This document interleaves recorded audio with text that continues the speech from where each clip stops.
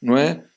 Como isso implica realmente em morte prematura, não é? Tanto por exemplo, no Brasil, são em torno de 60, 70 mil homicídios por ano, não é? Que acontecem no Brasil, e, olha, mais da metade desses homicídios, quando você vai ver, estão relacionados a crimes passionais, envolvendo o quê? Adultério. É impressionante, não é? E por incrível que pareça, não é? Isso também é estatístico, tá? Isso é estatística de delegacia, não é? Mas por incrível que pareça, são mais mulheres que matam maridos do que maridos que matam mulheres, né? Por incrível que pareça, não é? Bom, uma das explicações disso, porque normalmente quem é que faz a comida? Então você já viu, né? Quando a mulher quer acabar com o homem, né? Já avisou? O negócio tá estreito, né? Mas a gente ri assim, mas é sério, não é? É impressionante, normalmente, quando você vê muitos crimes, a hora que você vai ver, tem esse contexto passional, história de adultério, não é? Impressionante como esse pecado literalmente encurta a vida das pessoas. E eu coloco de uma forma assim bem enfática, como eu estou falando, porque, né, igual essas comparações que a Bíblia faz ali, como a ave que se apressa para o laço. Quer dizer, é a pessoa que vai encurtar a vida, literalmente. E às vezes o cara está indo assim para uma coisa que ele acha que vai ser uma aventura e tal, uma noitada de prazer, mas a Bíblia fala o quê? Não sabe que ele está ali contra a sua própria vida. Então, honestamente, olha, se você tem sido tentado por uma coisa dessa, rapaz, sai fora desse negócio. Sai fora. É trágico. Eu lembro uma vez conversando com um pastor muito querido, igreja enorme no Brasil, não é? Assim, passou por uma situação, eu lembro conversando com ele, ele me falando assim, puxa vida, Cote, se eu tivesse ideia das angústias de morte, as angústias do inferno que eu ia passar por causa desse deslize que eu tive, jamais eu teria me envolvido com isso, não é? Então, você tem algo realmente terrível, né? Essa questão do adultério. Pode passar o próximo ali. Então, olha só, veja bem, né? Porque eu não quero só trazer uma mensagem assim superficial, bacana, que te faz, né, sentir a glória de Deus. Né? Avivamento começa às vezes com choro, com arrependimento, com um batismo, né, de pureza, não é? Aliás, assim, eu gosto muito mais do conceito de reforma do que do conceito de avivamento. Reforma e avivamento são coisas diferentes. De repente, um avivamento vem no lugar e daqui a pouco o avivamento foi embora. E às vezes a coisa ficou do mesmo jeito que estava antes. Agora, reforma não. Reforma você começa a mexer nos alicerces da sociedade.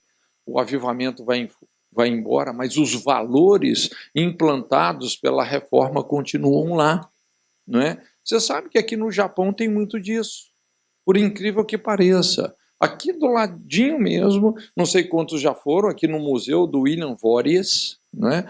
Que foi um dos grandes reformadores do Japão, não é? Ele trouxe realmente um mover muito grande para a nação, mas o que ele mais fez, porque a reforma tem muito a ver com você sistematizar o ensino, você impregnar valores. Você vê, ele foi embora, mas os valores estão aí, não é? São fundamentos que permaneceram na cultura japonesa, não é? Então, vamos lá. Veja bem,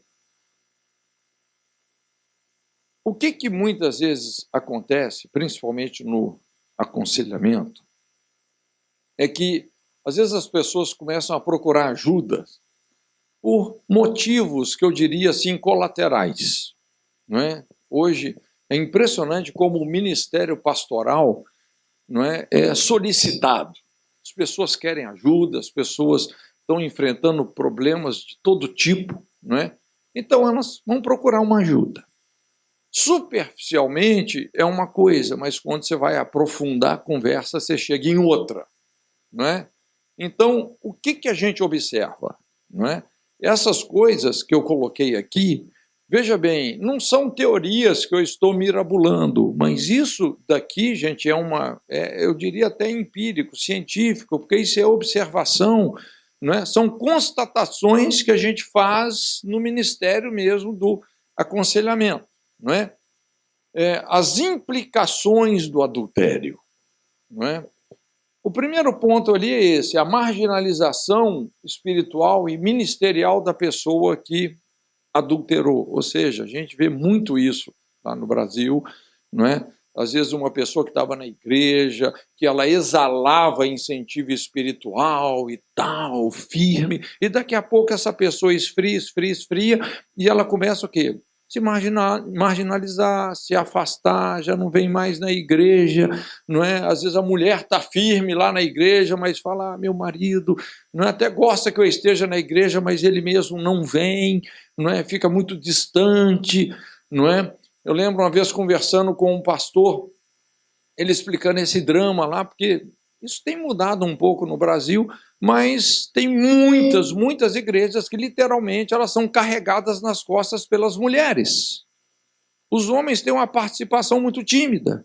Eu lembro esse pastor falando, olha, vamos fazer um evento para mulheres, vem 4.000 mulheres no evento. Vamos fazer um evento para homens, 60 homens. Aí, quando você vai ver o que está por detrás disso, você começa a se deparar com essa cultura velada do adultério na vida desses homens. Por que eles não se aproximam? Não é? Isso é fato, gente. O que eu estou te dando aqui é fato. É que essas pessoas têm, né, esses esquemas por fora, e às vezes os caras sabem que se eles forem vir para a igreja, vai ter que mexer nisso. Não é? Então fica essa marginalização. Outra coisa que a gente observa é que o adultério perturba emocionalmente o casamento, produzindo, por exemplo, uma obsessão por ciúmes, desprezo, competição, desentendimentos crônicos, não é? Todo tipo de quebra e desvirtuamento na comunicação do casal. Então aquele casal começa a buscar ajuda, eles falam assim, pastor, olha, de um tempo para cá, não é? A gente está tendo uma incompatibilidade de gênio, uma incompatibilidade de temperamento, a gente briga demais, a gente não se entende, não é? E, a princípio, você pensa que é só um problema emocional, ou um problema temperamental, não é? Aí, quando você vai aprofundando essa conversa, aprofundando, não é? Onde é que você chega? Teve um adultério. Gente, quando acontece um adultério, não tem jeito. Algo se quebra. Mesmo que a outra pessoa nem faça ideia do que aconteceu, algo se quebra, principalmente na comunicação desse casal. E entra um espírito de ciúme, possessividade, né? Ou a pessoa que foi traída ou que traiu, de repente, começa a ser quase que possuído por um espírito assim de ciúme, não é? Fica, onde é que você foi? Onde é que você vai? Né? Aquela paranoia que não existia antes, não é? Tornando realmente o relacionamento quase que insuportável, não é? Outra coisa que a gente observa é que o adultério endemoniza a cama, causando inibição, interrupção e até aversão sexual no casamento, não é?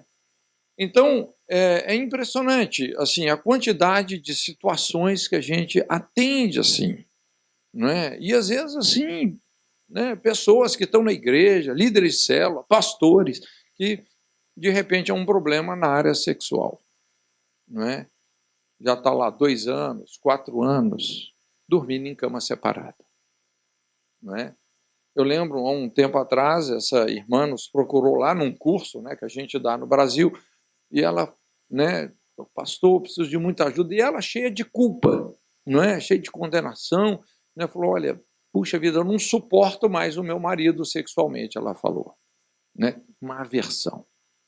E como a gente conhecia também o marido, a gente, né, teve acesso ali, né, conversar com eles, de repente, qual que era o problema? Adultério. Né? É impressionante como o adultério endemoniza a cama.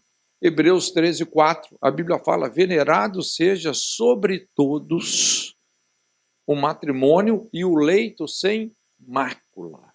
O que são essas máculas, né, na cama? São literalmente demônios que separam o casal, que vão fazer com que o prazer sexual migre de dentro para fora do casamento, não é? Então, é impressionante a quantidade de casais com problemas crônicos na área sexual. E quando a vida sexual acaba num casamento, gente, porque o sexo no casamento é esse princípio da renovação da aliança, é a ceia do casamento, né? Toda aliança precisa de ser renovada, e é uma aliança de sangue, não é? Então, quando o sexo acaba, não é? Você vê, sexo é um negócio muito espiritual. Pedro fala, né, maridos, coabitai sabiamente com as vossas esposas, tendo-as como vaso mais fraco, para que as vossas orações não sejam interrompidas. Gente, quando a intimidade sexual morreu no casamento, oração não passa do teto, tem algum problema espiritual muito sério. E normalmente ligado, pode estar ligado com adultério, pode estar ligado com outras coisas também, não é?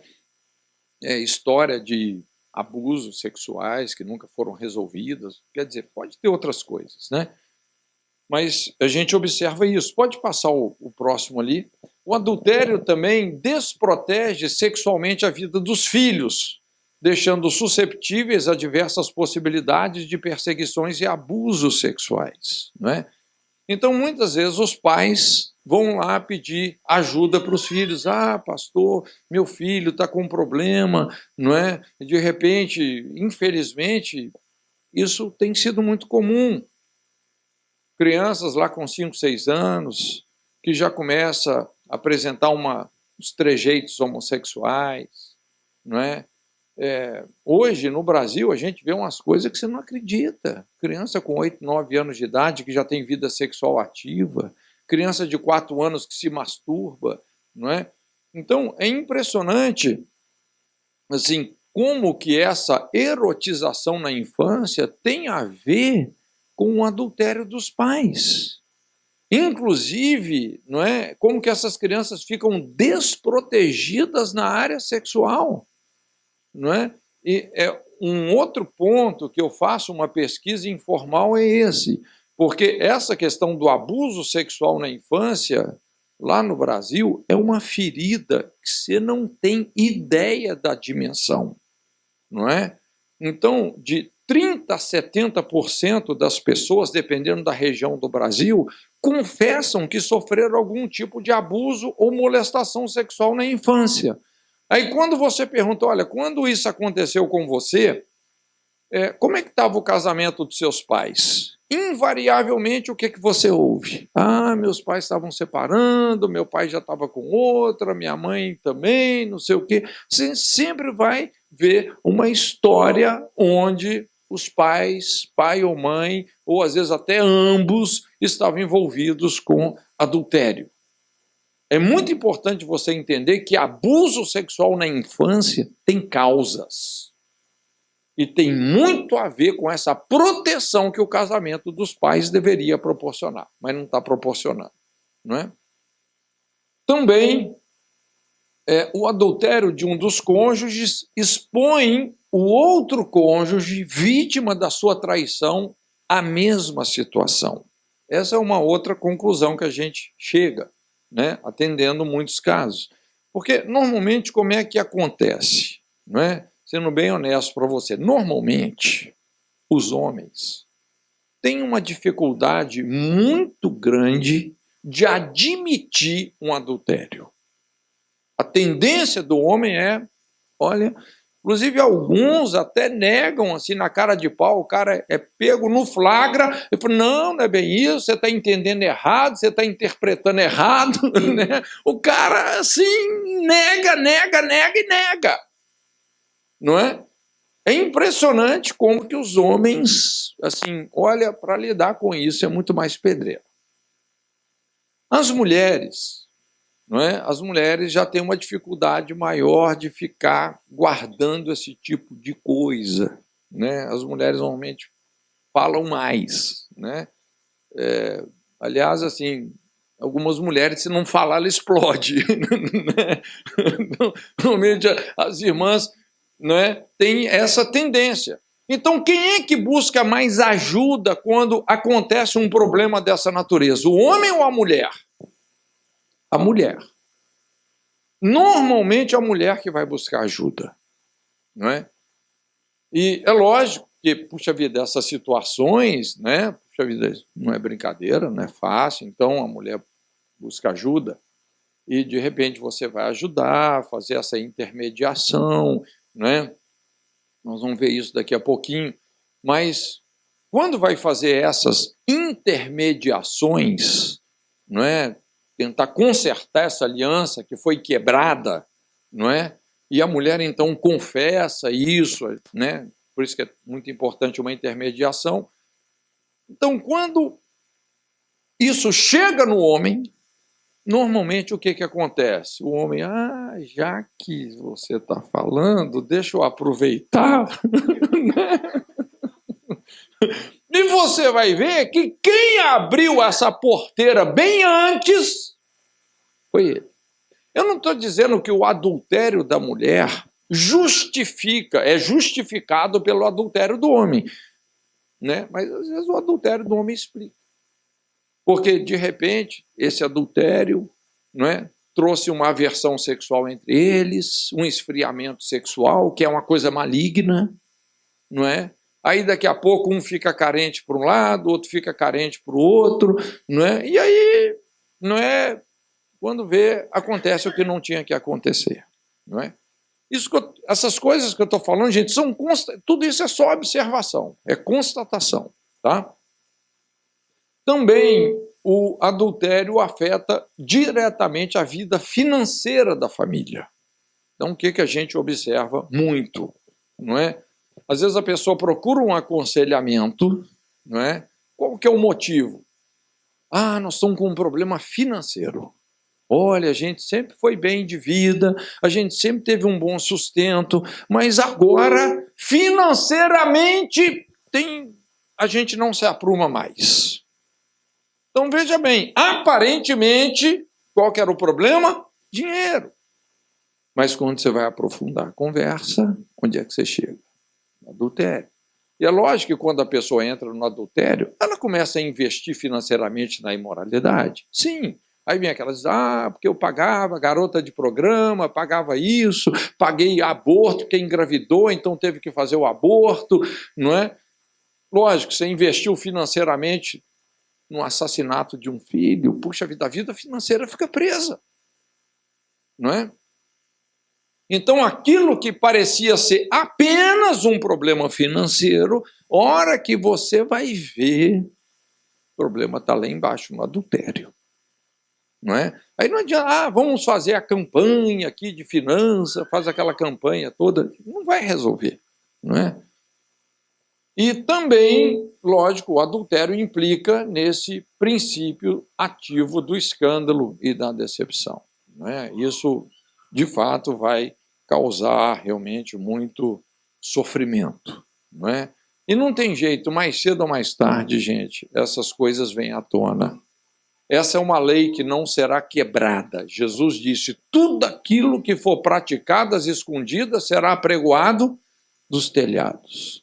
Gente, ninguém ganha uma guerra contra a verdade. Se você for guerrear contra a verdade, você vai perder. Você vai perder, não tem jeito. Nós somos de entender como é que o mundo espiritual funciona, não é?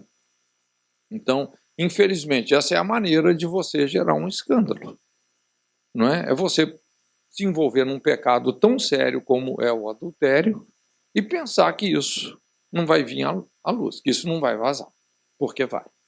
Mais cedo ou mais tarde vai vir à tona, né? Então, vamos lá. Passa o próximo aí, por favor, né? Um dos, assim, um dos conteúdos bíblicos assim que mais nos ajudam a entender como lidar com a ferida do adultério é o livro de Oséias. Eu não sei se você já meditou no livro do profeta Oséias. É um livro, são poucos capítulos e capítulos pequenos. Depois, se você puder, faz uma leitura cuidadosa desse livro. E o contexto aí de Oséias, né, trata de uma das piores fases da nação de Israel, quando o relacionamento de Deus com o seu povo é dramatizado profeticamente por Oséias ao se casar com uma mulher adúltera, uma mulher, inclusive, também que se prostituía. Não é? Imagina um absurdo, gente, isso é uma coisa absurda, um dos maiores absurdos proféticos da Bíblia é esse. Deus chegou para o profeta Oséias e falou: Oséias, vai lá, aquela mulher, a Gomer, não é? Tira ela da prostituição, se casa com ela, tenha filhos com ela. Puxa vida, onde é que Deus queria chegar com isso? O que Deus estava falando? Olha, Oséias, eu quero que o povo entenda que eu estou casado com uma prostituta, com uma mulher adúltera. Não é? Você vai ser o meu sinal. Rapaz, o negócio de vida de profeta não é muito fácil, não. Entende? Igual Deus falou lá para Ezequiel. Ezequiel, olha, eu vou tirar dos seus olhos, vou tirar de você aquilo que seus olhos mais admiram. Aí ele vai no templo, ministra, quando volta a esposa havia morrido. E Deus fala, você não pode nem chorar. Olha só. Não é? E Deus começa a falar para ele, a minha esposa morreu, eu também estou viúvo. E você é o meu sinal. Não é? Rapaz, o negócio de ser profeta não é brincadeira, não. Então Oséias se viu assim, não é? Casado com uma mulher prostituta. Mas quem estava casado com a adúltera mesmo não era Oséias, era Deus. Não é? Deus sabe o que é ser traído pela sua esposa. Sabe? Não é? Então, veja bem, quando você vai lendo o livro de Oséias, você vai percebendo todo esse contexto trágico, não é? Como que a nação de Israel estava se prostituindo com os ídolos da terra, quebrando a sua aliança, se rebelando totalmente contra aquela aliança, né, que a nação tinha com Deus, e chega num ponto, que é aí no capítulo 6, que Deus explica como ia ser essa terapia. Olha, como é que eu vou curar vocês? Não é? É um texto bem conhecido esse texto. Então a Bíblia fala assim, vinde, tornemos para o Senhor, porque ele despedaçou e nos sarará, fez a ferida e nola atará. Então Deus falou, olha, eu tenho um processo que vai acontecer. Não é? Aí ele fala, depois de 2 dias nos ressuscitará, ao 3º dia nos levantará, viveremos diante dele, conheçamos e prossigamos em conhecer o Senhor, né? A sua saída como a alva é certa, ele a nós virá como a chuva serôdia que rega a terra. Então aqui tem todo um processo. Mas, não é? Como é que você lida, como é que Deus estava lidando com o adultério da nação? Não é? A abordagem para você lidar com esse tipo de ferida, que a nossa ideia aqui é curar a família, não é? É uma cirurgia. Essa é a linguagem que está aqui. O que é despedaçar e depois sarar? O que é ferir e depois costurar? Uma cirurgia. Você entende que tem ferida que é externa. Vamos dizer, você cortou o braço, você mesmo cuida. Você esfolou o joelho, você mesmo cuida. Agora, vamos dizer que você está com 3 válvulas do coração entupida. Já é um problema interno. Você está com um tumor no pulmão. Olha, tem que abrir. Tem que despedaçar. Eu não sei se você já viu uma cirurgia de coração, não é? Que eles chamam de cirurgia a céu aberto. Tem que despedaçar a pessoa, literalmente. Quebra esse osso. Bota não sei se é separador, alargador, né? Parte a pessoa no meio. Então, veja bem que é uma ferida altamente traumática, porque cirurgia é trauma. Você entende isso? Que cirurgia é trauma. Tem um risco muito maior. Uma coisa é você lidar de uma ferida externa, outra coisa é lidar de uma ferida internalizada. Não é? E é isso que Deus está falando com a nação. Olha, eu vou precisar de fazer assim uma cirurgia profunda, porque e Deus mostra que Ele não vai curar superficialmente a nossa ferida, aleivosamente, dizendo paz, paz, quando não tem paz coisa nenhuma. Então Deus explicou, olha, vocês vão lá, cativeiro, a cidade de Jerusalém vai cair, Nabucodonosor vai vir, vai levar vocês para o cativeiro, vai ser uma cirurgia profunda, vocês vão ser desterrados, eu vou arrancar o coração para fora, vou levar vocês lá para a Babilônia, vocês vão ficar 70 anos lá e depois eu vou trazer de vocês de volta e vou restaurar, e a glória da segunda casa vai ser maior do que a da primeira. Gente, mas esse processo da cirurgia e da restauração, da convalescência, quem já passou por uma cirurgia séria assim sabe que você tem um tempo de convalescença, não é? Foram 70 anos. Não é? Pode passar o próximo. Então, veja bem, né? Pode dar um toquezinho aí para mim, fazendo um favor. Esse conceito de cirurgia, então, aqui no livro de Oséias, é um conceito fundamental, é um conceito muito presente, não é? Você lidar com a questão do adultério. Então, na cirurgia, lógico, você tem que saber abrir, tem que saber fechar o problema, você tem que saber onde, como cortar, não é? Assim, quando você intermedia uma ferida como essa, é importante, né, que você tenha um bom cirurgião, né, uma pessoa que sabe lidar com aconselhamento, né, uma pessoa madura, experimentada nesse sentido.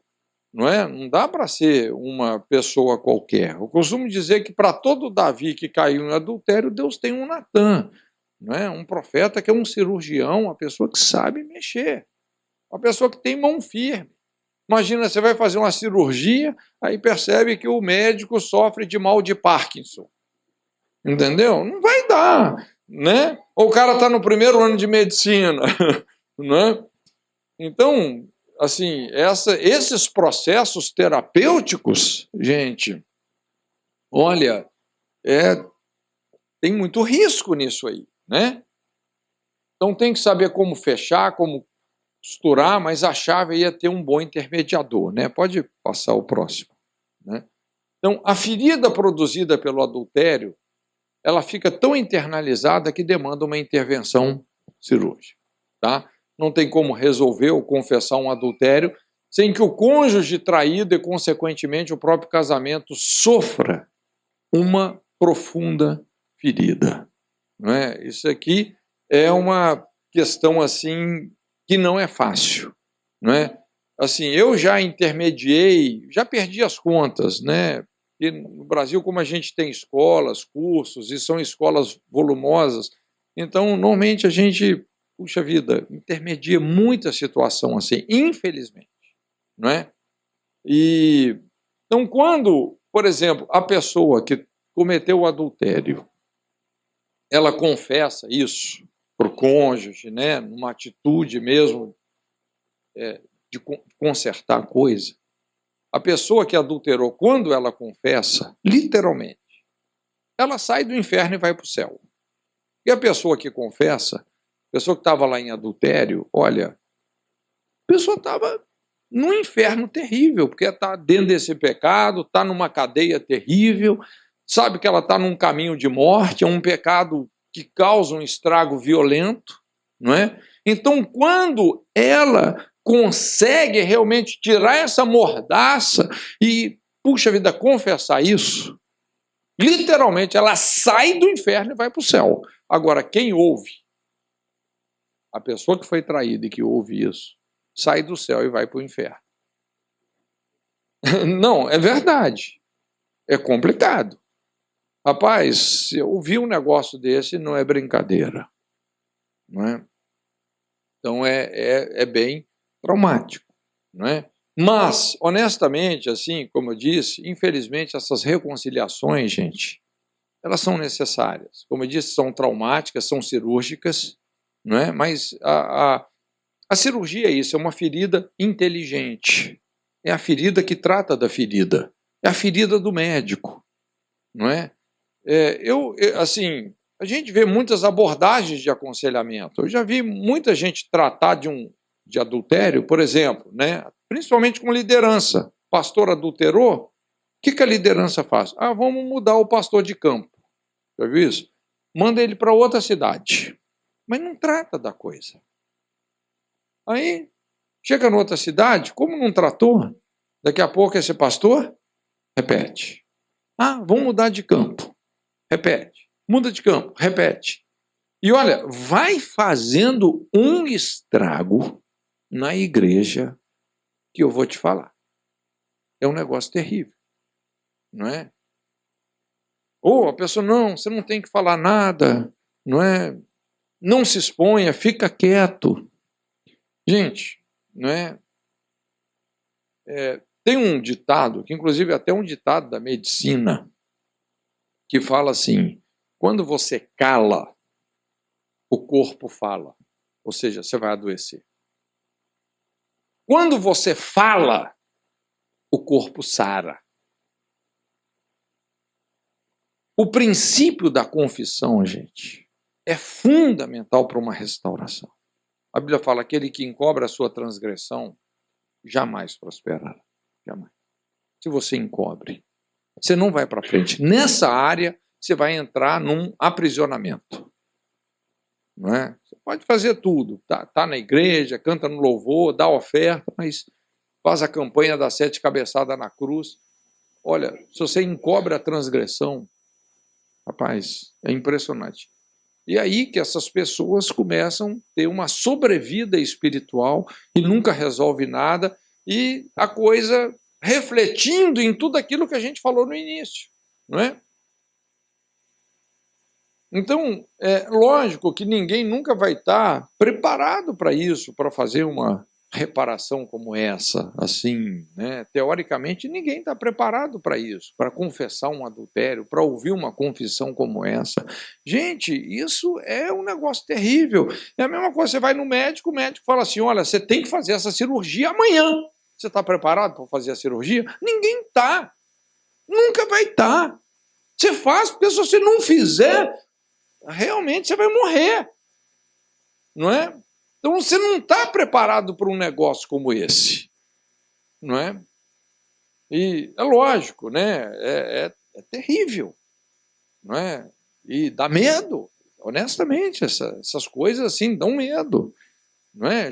Tem gente que fala, pastor, né, se eu confessar isso aqui, meu casamento acaba.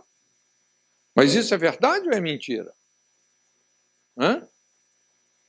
Bom, o casamento já acabou. Né? Porque o que acaba com o casamento é o adultério. Você tinha que ter pensado no adultério, não é a confissão. Se é que tem alguma chance de salvar o casamento, é com a verdade. Não é? Ou às vezes a pessoa, pastor, você não conhece meu marido, ele pode me matar. É verdade. Né? Tem que pensar antes. Pelo menos se ele matar, vai para o céu com as coisas resolvidas. Gente, a morte não é a pior coisa que pode acontecer com alguém, não. O Miles Monroe, né, ele falava isso, a maior tragédia da vida humana não é a morte. É uma vida desconectada do propósito de Deus.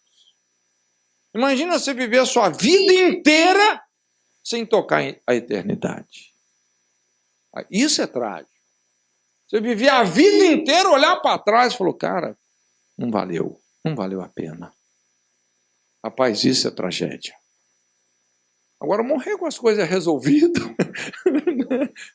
Mas, honestamente, na minha experiência, como eu disse, olha, não só a minha experiência, mas a nossa experiência como, né, faculdade de aconselhamento, ministério de aconselhamento, que a gente atende centenas e centenas de situações assim. Sabe quantas vezes eu já vi isso dar errado? Uma pessoa de boa fé não é? Querer restaurar uma ferida como essa. Sabe quantas vezes eu já vi isso dar errado? Nenhuma. Pela misericórdia de Deus. Eu não estou falando que não possa dar, tá? Porque sempre tem esse risco. Mas quando a pessoa de boa fé, ela realmente quer um arrependimento, quer a cura da sua família, quer a restauração da família e opta pelo caminho da verdade, porque não tem esse versículo, conhecereis a mentira e a mentira vos libertará, não é?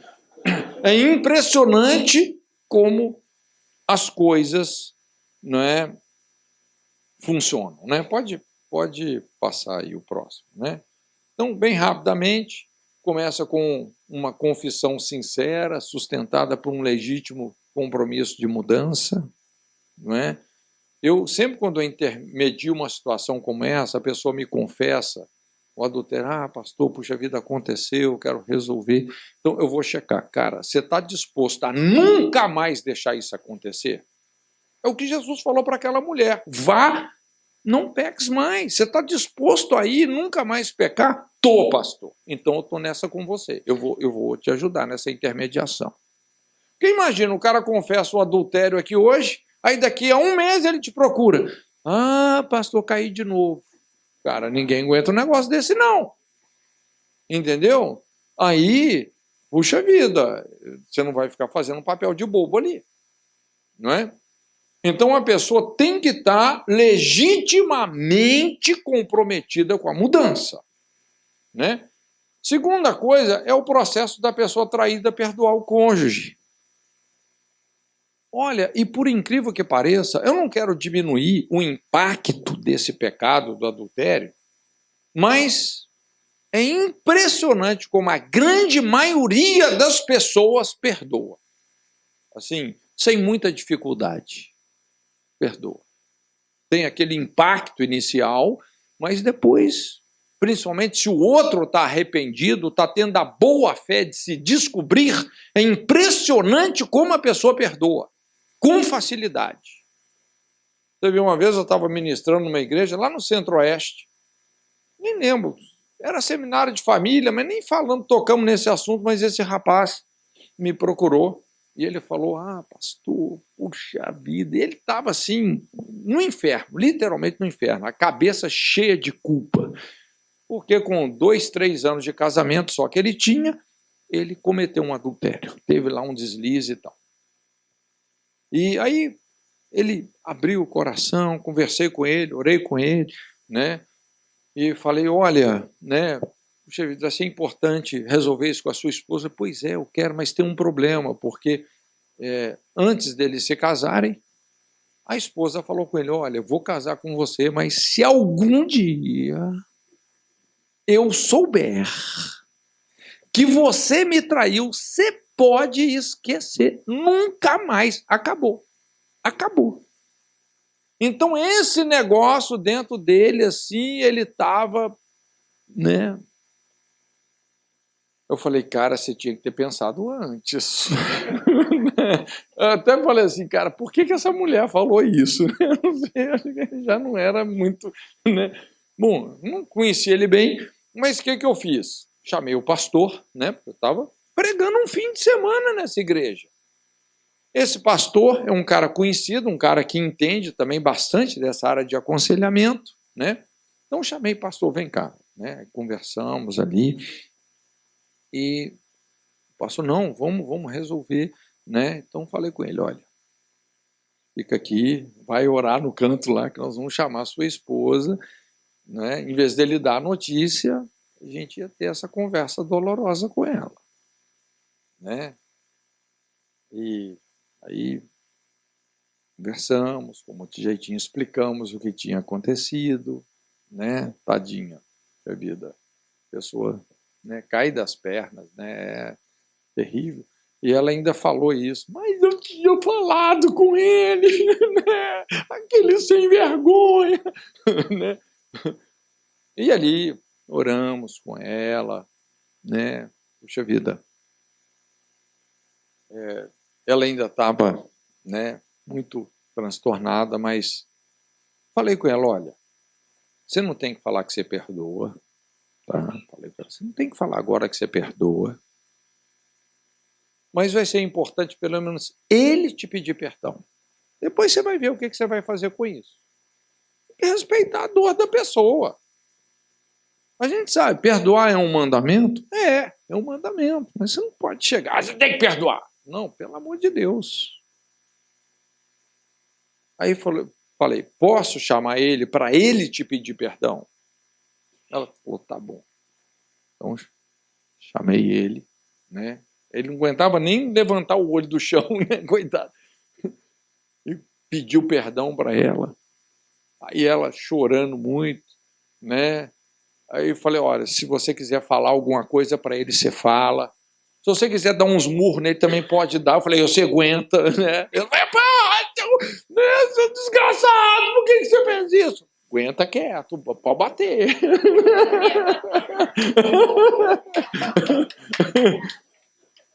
E falei, olha, você não tem que falar que perdoa agora, não. Você vai pensar, deixa no molho, deixa no óleo. Entendeu? Né? Você vê, no outro dia eu estava indo embora. No caminho do aeroporto, meu telefone toca.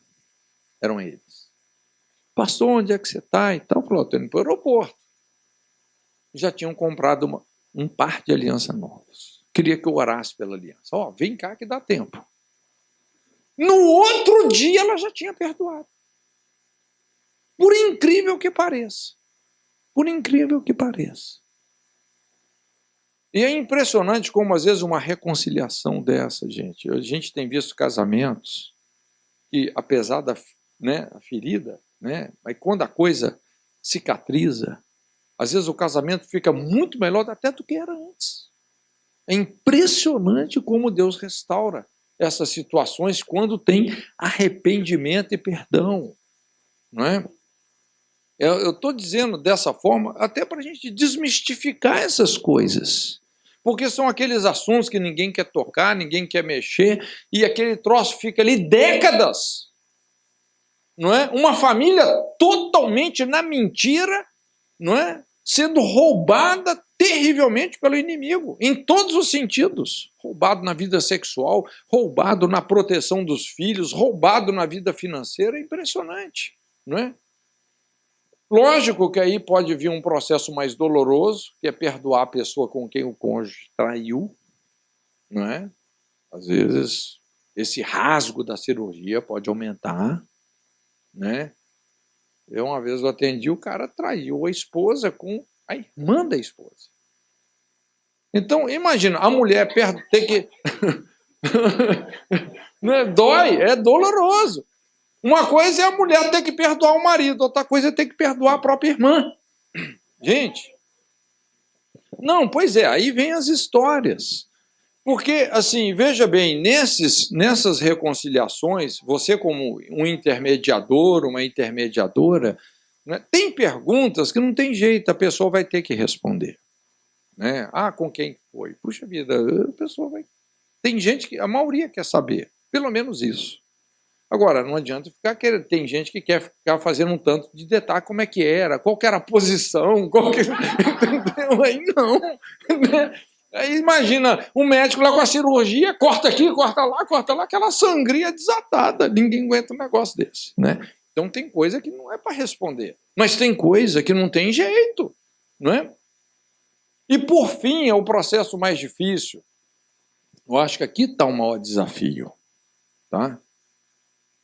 Que é reconstruir a confiança perdida.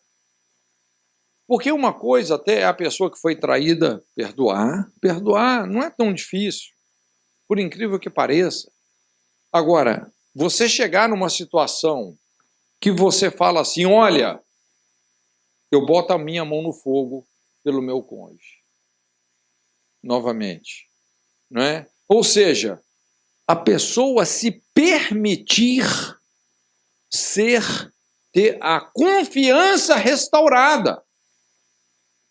Não é? Eu já vi muita situação, a pessoa foi traída, ela até perdoa, mas dentro dela, ela não se permite assim, olha, eu não confio mais. Eu não confio. né? Porque para a pessoa falar assim, não, eu vou dar uma chance para esse cara que me traiu, essa mulher que me traiu, eu vou dar uma chance para ele me reconquistar. Porque confiança, gente, é um sentimento. Não é uma coisa que você consegue, assim, do nada. É resultado da integridade do outro. Mas você tem que se abrir para isso. Não é? E aí a pessoa tem que passar pela cruz. E para a pessoa, depois de ser traída, falar, eu vou dar uma chance de ser reconquistado na confiança, o cara tem que passar pela cruz. E Deus honra. É impressionante. É o que eu falei, não é? Como que muitos casamentos, depois que essa ferida cicatriza, gente, olha, é show de bola. Como que o casamento, a família restaura. Né? É algo poderoso. Pode passar esse aí. Então vamos aqui, né, rapidamente falar sobre esse caso de Davi e Betseba, né, que é um caso clássico na Bíblia, tá? Para poder finalizar. É uma história assim bem traumática, porque foi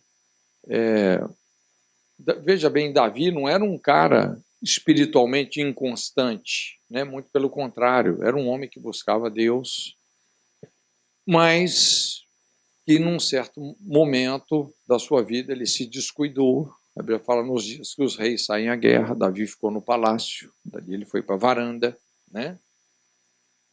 Pela velha história, né? Assistiu um filmezinho pornográfico estrelando Betseba, né? Aí desse filmezinho pornográfico, daqui a pouco o negócio foi para as vias de fato, né? E por causa desse adultério, né, a gente vai ver como que Davi começou muito mal, muito mal. Ele tentou esconder esse adultério de todo jeito. Você vê até onde um homem pode ir na tentativa de esconder um adultério, gente. Davi chegou a cometer um homicídio só para tentar esconder o adultério. Tem homem que chega a matar só para esconder o adultério. O único motivo de Davi ter assassinado Urias com a espada dos filhos de Amon é isso. Ele tentou convencer Urias de ir, né, para casa, como parecendo que o filho fosse de Urias, mas não teve jeito. Não é? Então foi uma situação assim que foi só piorando, não é? E a partir desse adultério oculto, não é? Resumindo aqui um pouco, você vê que veio uma tragédia na família de Davi, gente. Porque não foi só um adultério, teve homicídio, não é? Então, o profeta falou, a espada não se apartará da tua casa. Então, a gente vê ali coisas terríveis acontecendo, não é? Quanta morte em torno desse adultério. Quem foi o primeiro a morrer nesse adultério? A própria criança. Lembra aquele filho de Betseba? Que ele nasceu, adoeceu, por mais que Davi intercedeu por ele, a criança veio a óbito. Não é?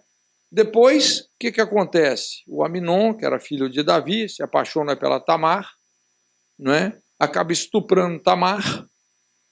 Como Davi não tinha moral para punir isso, porque, né? O irmão Absalão assassina Aminon num jantar de família. Morre um filho de Davi, ao desfilhamento. Mais na frente, o Absalão dá um golpe de Estado contra o próprio pai, tentando tomar o trono do pai. E o desfecho disso é que o sobrinho de Davi, Joabe, chefe do seu exército, na primeira oportunidade que ele tem, ele assassina Absalão, né? Atravessa Absalão de flecha. Outro desfilhamento. Então, é impressionante como teve morte em torno desse adultério, gente. Foi uma tragédia, né? Pode passar aí. Pode ir. Mais. Aí. Ok. Então, só para a gente finalizar aqui, quero compartilhar com você sobre alguns princípios, algumas provas que Davi precisou de passar para ele ser restaurado. Não é? Nós estamos vendo aqui que a situação de Davi, né, nós falamos de Judá mais cedo, você olha o caso de Judá, rapaz, você fala, cara, se Deus restaurou esse homem, fez dele, né, lá o leão da tribo de Judá, uma tipologia de Jesus, não é? A gente olha também aqui para Davi, porque, olha, os agravantes do adultério de Davi foram terríveis. É difícil um adultério com tanto agravante. E mesmo assim, Deus restaurou. Lógico, consequências severas, mas Deus restaurou. O que eu quero dizer, gente, é que Deus não tem os preconceitos que eu e você temos. Ele é um Deus restaurador. Ele é um Deus que restaura, né? Por incrível que pareça. Lógico que tem um processo, que é o que eu quero compartilhar com você. Eu, quando atendo uma pessoa que se envolveu com adultério, é isso aqui que eu vou mostrar para ela. Eu vou falar, cara, olha, vai acontecer assim, assim, assim, assim. Porque quando você conhece as leis que governam o mundo moral, o futuro é previsível. Você conhece as regras do jogo, não é? Então, são 4 provas que toda pessoa que cometeu o adultério vai ter que passar. A prova da reputação, a prova da posição, a prova do apedrejamento e a prova da traição. Davi teve que passar nessas 4 provas para ser restaurado. Vamos lá, a primeira, né, pode passar, por favor, isso aqui. A prova da reputação, né?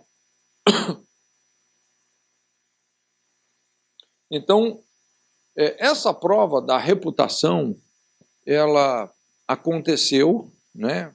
Porque Davi, na verdade, foi escondendo, como nós falamos, calando o seu pecado. Você lê lá o Salmo 32, é exatamente isso. Inclusive, Davi chegou até a perder a alegria da salvação, né? Ele foi morrendo por dentro, ele foi secando por dentro, né? E aquele negócio, né? Chega uma hora, quando a gente não ouve mais o Espírito Santo, Deus vai levantar os profetas. Naquela monarquia, né, na monarquia ali de Israel, o rei, ele funciona não só como rei, mas ele também funciona como juiz. Não é? As causas principais do povo, quem é que julga? O rei. Não é? Você lembra, inclusive, até Salomão, né, as causas difíceis eram trazidas para Salomão, Davi a mesma coisa. Então, nos dias que Davi estava julgando, o profeta lá, o profeta Natan, né, provavelmente marcou uma audiência, mas Davi estava lá na corte, magistrando, não é? Como juiz. E então chega na vez do Natan. Natan se aproxima e fala: olha, Davi, né, está aqui essa situação. E ele falou: uma situação meio difícil, porque envolve um cara muito rico. Já viu, né? Assim, lidar com um problema de rico na corte não é fácil, né? E ele conta uma história, ele resume o problema todo numa história, que eu acho que você se lembra dessa história, não é? Então o profeta falou: ó, tem um cara muito rico, um outro muito pobre, não é? Esse cara muito rico tinha muitas ovelhas, o pobre só tinha uma única ovelhinha. Vem um viajante na casa desse homem rico, ao invés dele pegar uma das suas muitas ovelhas e preparar para esse viajante, ele foi lá e tomou a única ovelha que o pobre tinha. O que faz com esse cara, Davi? Qual que é a sentença? E Davi, já estava meio desviado, né? Esse homem é digno de morte. Pois é, Davi, você é esse homem. Quando ele viu, o bisturi já estava lá dentro da barriga. Já estava tudo aberto. Você é esse homem. Você adulterou com Betseba e você assassinou Urias com a espada dos filhos de Amon. Você é esse homem. E ali, gente, publicamente, Davi rasga suas vestes. Se humilha. Pequei contra Deus. Aí Davi voltou a ser Davi. Né? Se humilha publicamente diante de toda a corte, todos os ministros, os príncipes. Não é? Eu costumo dizer que o pecado de Davi não é que saiu só na Gazeta de Jerusalém, saiu na Bíblia, gente. É um consolo, pelo menos o nosso pecado não vai sair na Bíblia, porque a Bíblia já está escrita, né? Mas o de Davi saiu na Bíblia. Então, ali foi a prova da reputação. A prova da reputação. Se a sua reputação falar mais alto que a sua humilhação, você não vai ser liberto nunca. Sinto muito. Se o meu povo, que se chama pelo meu nome, se humilhar. Esse é o carro-chefe, humilhação. Então ele se humilhou, rasgou as suas vestes, publicamente. E é tão interessante que quando ele se humilhou, quando finalmente Davi se humilha e se expõe publicamente, sabe o que o profeta imediatamente fala? Não morrerás. Ele ia morrer. Tudo indica que Davi seria morto na rebelião de Absalão. Como é que eu sei disso? Porque o Absalão chegou a tomar o palácio. E quando ele tomou o palácio, o que ele fez com as 10 princesas de Davi que ficaram no palácio? Estuprou elas à luz do sol. Quando o insurgente estuprava as esposas do rei, o que ele está dizendo? A cabeça desse rei rolou. Já era. Tudo indica que Davi ia morrer ali. Mas quando ele se humilhou, se expôs, aí ele passou na prova da reputação. Não morrerás. Ali ele já ganhou um bônus de vida. Já viu aquele joguinho de videogame que você ganha vida? Ali ele ganhou vida. Não morrerás. Não é? Deus agiu com misericórdia. Pode passar o próximo. A segunda prova, a prova da posição, que é deixar o palácio. Aqui, lógico, isso tem muito a ver com, principalmente, líderes. Mas, de certa forma, todos nós ocupamos uma certa posição. Né? E chegou esse momento, né, que foi o momento chave do tratamento de Deus na vida de Davi, o momento chave, foi essa insurreição de Absalão, esse golpe de Estado que Absalão tentou dar. E realmente, no início, Absalão estava sendo bem sucedido, né? Nós falamos, ele tomou o palácio. Só que antes de tomar o palácio, o que Davi fez? Davi falou, eu tenho que sair. Eu tenho que abrir mão da minha posição. Então, aí, né, é necessário descer do pedestal. Pessoa que cometeu adultério, gente, olha, tem que ser humilde. Às vezes você tem que abrir mão de determinadas conquistas. Perder essas coisas para Deus. Então a gente olha essa cena, né? Davi humildemente, descalço, com as poucas pessoas que lhe restou, abandonou o trono, o palácio, deixou tudo para trás, sua realeza, prestígios, títulos. Ele foi lá para o deserto da Judéia. Não é? Era uma área ali de Israel, né? Quando você desce de Jerusalém lá para o Mar Morto, né? Ali tem Qumran, Caverna de Adulão. Então, aquele lugar que Davi, ali, realmente era o lugar que ele conhecia, não é? Muitas guerras naquele lugar. Então, ele sai do palácio, abriu mão da posição. Eu já vi, assim, muitas situações, às vezes o pastor adultera e quer se manter no cargo. E aí, às vezes são aquelas igrejas que de repente ela vai o quê? Apagando. O cara está lá no cargo. Mas de repente o castiçal é removido. A luz apagou. Para no tempo. É impressionante. Não é? Então, olha, não tem jeito. A pessoa se envolveu numa coisa como essa, ele vai precisar de uma disciplina. Abre mão. Não é? Você vai medir força com Deus? Não é uma boa ideia medir força com Deus, gente. Se Deus está pedindo algo, qual que é a melhor coisa que você tem que fazer? Entrega. E se depois Deus quiser te devolver, quem é que vai medir força com Deus? Deus pode devolver? Pode. E devolveu. Mas Davi abriu mão. Então ele passou na prova da posição? Passou. Aí vem a terceira prova. Veja bem que o negócio aqui vai ficando meio estreito, né? Que é a prova de Simei. Você discernir e suportar o tempo do apedrejamento. É um tempo do apedrejamento. É uma coisa interessante, gente, porque assim, a lei, quando você estuda sobre a lei moral, né? A lei moral, rapaz, ela é muito precisa, não é? Eu costumo dizer, tem coisa que Deus escreveu em pedra e tem coisa que Deus escreveu na areia. Nós vamos até os pecados lá daquela mulher em adultério. Onde é que Jesus escreveu? Na areia. Os nossos pecados, Deus escreve na areia, ele pode apagar. Mas a lei está escrita em pedra.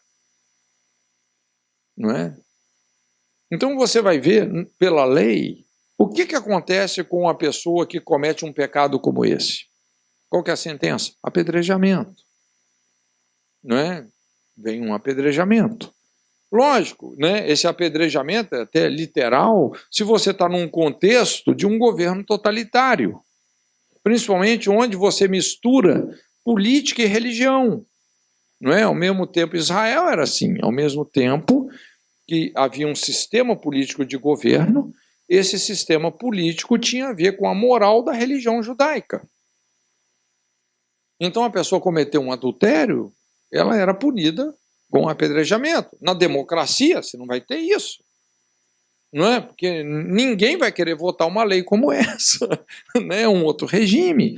Mas, espiritualmente, é o que acontece. Por exemplo, a mulher que foi pega em adultério, João capítulo 8.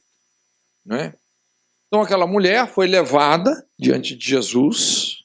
Não é? Estavam lá várias pessoas, principalmente os religiosos, e eles, né, julgaram a coisa para Jesus. Olha, o que tem que fazer com ela? Apedrejar? E Jesus, como eu disse, estava escrevendo aonde? Na areia. Na verdade, aquilo era uma cilada, né? Se você estuda melhor o contexto, porque a lei romana, pela lei romana, era proibido apedrejar, mas pela lei judaica era permitido apedrejar. Se ele dissesse que não era para apedrejar, ele estava indo contra a lei judaica. Se ele dissesse que era para apedrejar, ele estava indo contra a lei romana. Né?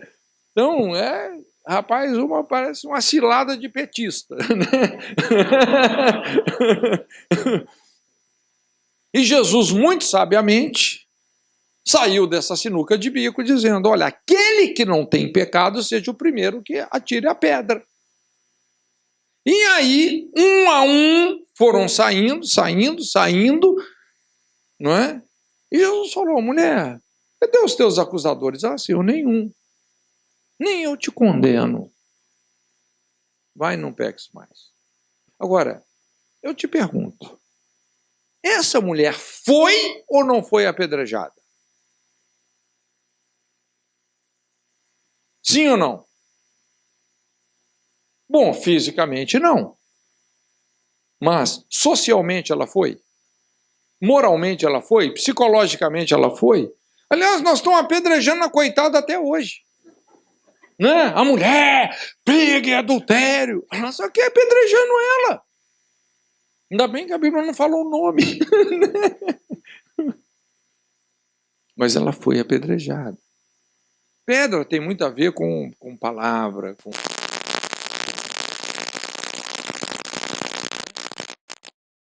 Então, essa questão do apedrejamento é real. E para Davi, o apedrejamento se tornou literal. Quando ele, ao deixar o palácio, ele teve que enfrentar Simei. Olha só o que a Bíblia fala. 2 Samuel 16:13. Olha que interessante esse texto.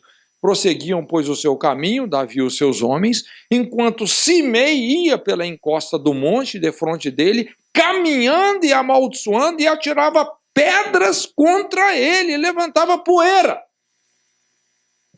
Então veja bem, né? Imagina palácio está aqui, Davi saindo do palácio, aqui tem a estrada, vocês são a cidade, uma vila, não é?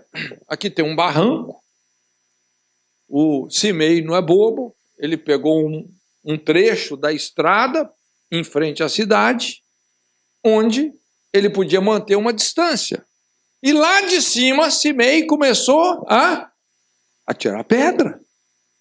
E ele levantava poeira e chamava a atenção de todo mundo, bem feito, isso mesmo, e amaldiçoando, praguejando Davi, não é? Xingando horrores Davi. E foi uma situação assim tão terrível, mas diante desse apedrejamento, o que Davi fez? Nada. Ele só aguentou as pedradas. Não é? Davi sabia que o seu pecado de anos atrás estava visitando ele. Gente, uma hora a fatura chega. Não tem jeito. Né? Inclusive, Davi tinha sido avisado disso. Quem estava em xeque mesmo não era Absalão, não era Simei, mas ele mesmo. Então ele entende o que está acontecendo, ele abaixa a cabeça, aguenta esse apedrejamento. E aquela situação, gente, ela foi tão humilhante, mas tão humilhante para Davi. Olha só o que a Bíblia fala. No versículo 9 e 10, de 2 Samuel 16.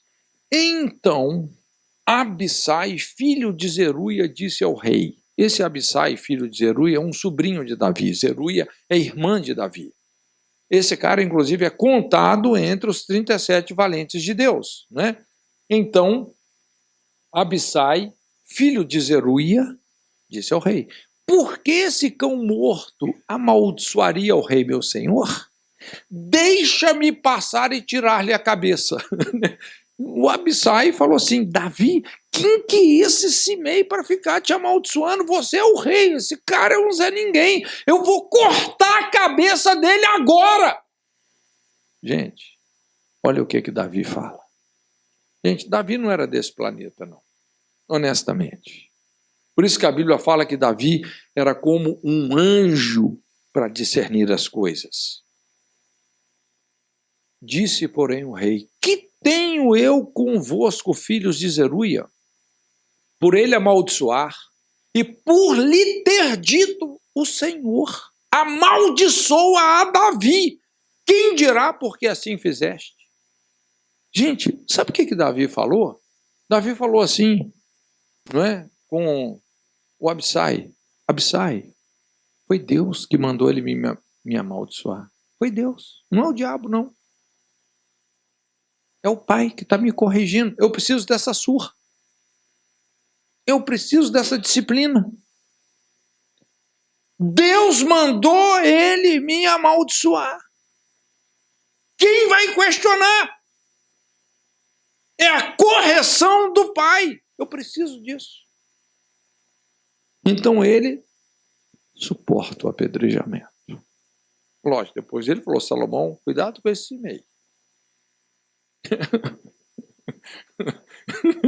Mas ele aguentou a surra.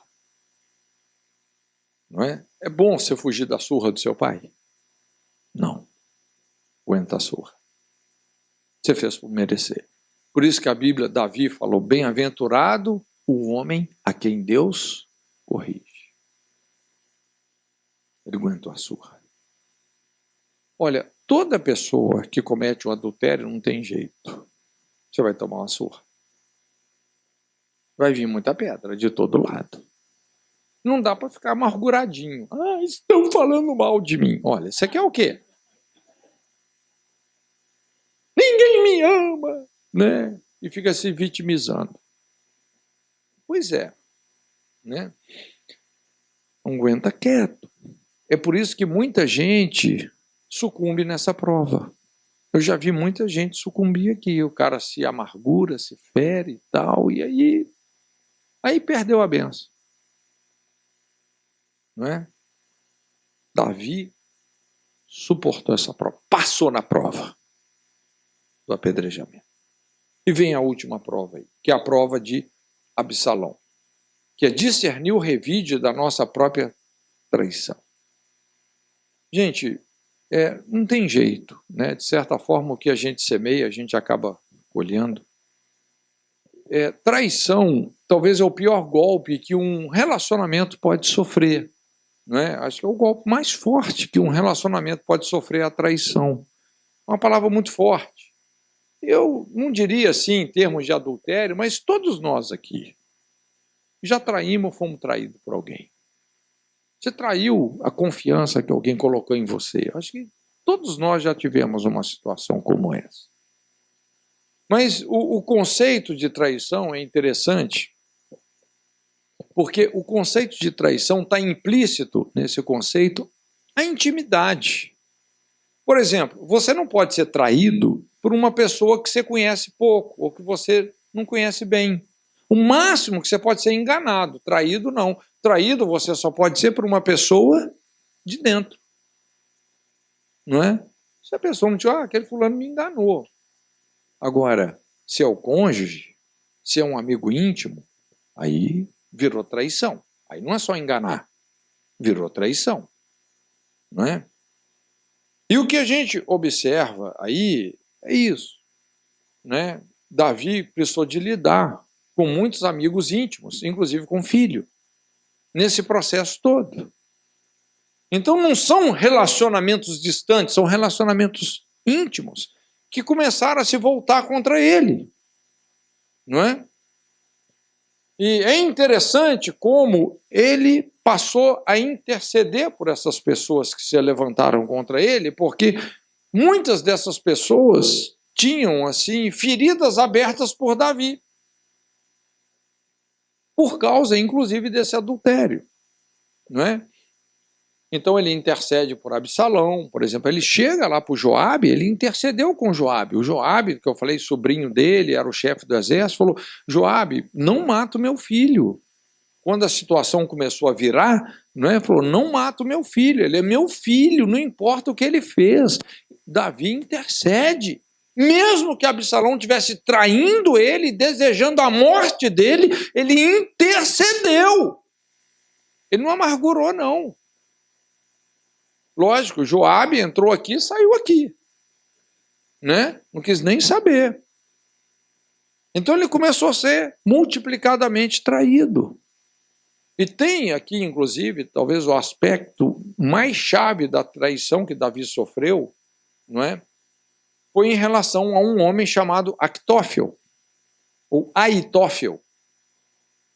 E esse Actófel, não é? Esse cara, vamos dizer assim, era o conselheiro número 1 de Davi. Era, eu diria, o amigo mais íntimo de Davi. O cara que tinha acesso a tudo.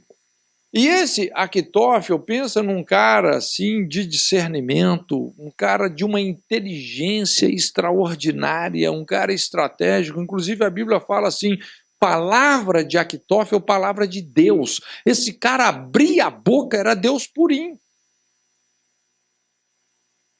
E era um amigo íntimo. Inclusive, sabe aquelas profecias que de certa forma se cumpriram também em Judas, que traiu Jesus? Mas essas palavras que Davi falou profeticamente estavam no contexto de Actófel. Quando Davi fala: olha, o meu amigo íntimo, aquele que a gente ia no culto junto, que adorávamos juntos, que comíamos juntos, aquele que metia a mão no prato comigo, levantou o seu calcanhar contra mim. Quem que é esse que Davi está falando? Actófel. Porque nessa bagunça toda, Actófel tomou o lado de quem? De Absalão. De Absalão. Eu costumo até dizer que o Actófel, ele foi literalmente o Judas do Antigo Testamento. Literalmente. Não é? Agora, por que Actófel traiu Davi? Porque ele era o avô de Betseba. Entende? E Davi destruiu a família de Betseba. Urias era como um filho para o Actófel. E Davi foi o autor intelectual da morte de Urias. Então, esse Actófel, rapaz, quando ele ficou sabendo da verdade, Rapaz, acabou ali, acabou o relacionamento. E quando Absalão veio fazer o golpe de Estado, quem fez o plano do golpe de Estado? Aquitófel. A Bíblia fala isso. Quando Davi soube que Aquitófel fez o plano, você lembra? Davi faz uma oração. Você vê que ele intercede. Ele fala, Senhor, eu só te peço uma coisa. Transtorna o conselho de Aquitófel. Porque se tinha um cara que literalmente sabia destruir Davi, era o Aquitófel. Então, se Absalão seguisse à risca o plano de Aquitófel, olha, Davi era um cara morto, já era. Mas Davi orou, Senhor, transtorna o conselho de Aquitófel. Não deixa Absalão seguir isso, senão eu estou frito, não tem jeito. Chegou um cara chamado Uzai.